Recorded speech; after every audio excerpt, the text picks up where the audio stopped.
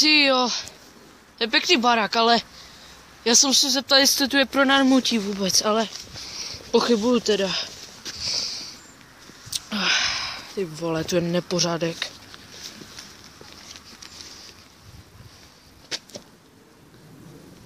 Čau, je ten byt tady na pronajmutí? Dobrý den. Ne, tady byli moji rodiče.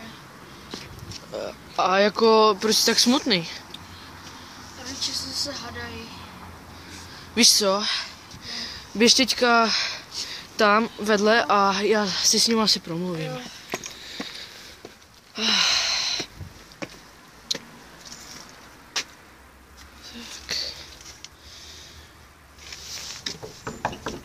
Haló? Je tam někdo?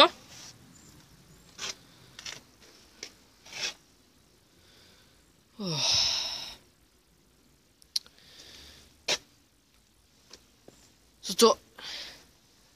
Když jsou už 50 let mrtví. Tak co mi ten kluk vlastně říkal? Si bys tak ze mě vystřelil. Víte. Hej. Sakra. Kde jsi?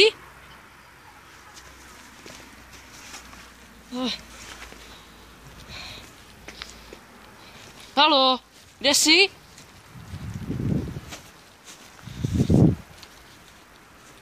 Tady jsi. Co tu děláš? Neměl si tu chodit.